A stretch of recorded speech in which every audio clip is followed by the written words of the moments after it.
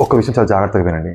మనకున్న 2 నాడుల్లో మన left nostril వచ్చేసి మనకి చల్లదనాన్ని ప్రొవైడ్ చేస్తుందండి చంద్రుడు. అదేవిధంగా రైట్ నాస్ట్రిల్ వచ్చేసి సూర్యుడు.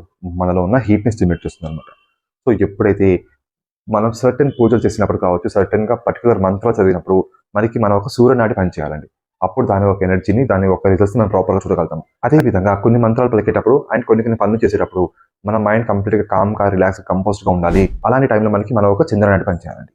సో, ఒకవేళ నాకు సూర్యనాడి పనిచేస్తున్న టైంలో చంద్రనాడి పనిచేస్తుందంటే, నేను చేయబోతున్న ఫర్ ఎగ్జాంపుల్ ఈ వీడియో చేస్తున్నానండి. ఈ వీడియో చేస్తుంటే నాకు ఎనర్జీ కావాలి. చాలా యాక్టివ్‌గా ఉండాలండి. సో, నా ఒక సూర్యనాడి పనిచేయాలి. అదే ఒక చంద్రనాడి పనిచేస్తుంది అంటే, నేను అంత ప్రాపర్‌గా ఎఫర్ట్స్‌ని పెట్టలేనండి.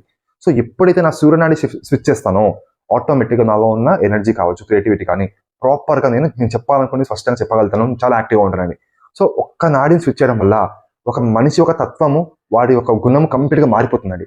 సో, దీన్ని గమనించిన ఋషులు ఎప్పటినుంచో ఈ యోగదండ సపోర్ట్‌తో వాళ్ళు ఎలాంటి జపం చేస్తున్నా కానీ, ఎలాంటి మంత్రాలు పలుకుతున్నా కానీ, దీని సపోర్ట్‌తో ఆబ్వియస్లీ దీన్ని సపోర్ట్‌గా తీసుకొని ఈ విధంగా పెట్టుకోవడం వల్ల వాళ్ళ ఒక నాడుల్ని వాళ్ళు బ్యాలెన్స్ చేసుకోవడమే కాకుండా కంప్లీట్‌గా వాళ్ళ స్పైన్ అలైన్‌మెంట్ చేసుకుంటున్నారండి. అది సెకండరీ థింగ్ అండి. కానీ ఎప్పుడైతే మనం బయట ఉన్న యూనివర్స్, మన కాస్మిక్ ఎనర్జీతో ఆ ఒక సిస్టమ్‌తో ఈ సిస్టమ్‌ని గనుక మనం బ్యాలెన్స్ చేయగలిగితే మీరు మిరాకిల్స్‌ని చూస్తారండి.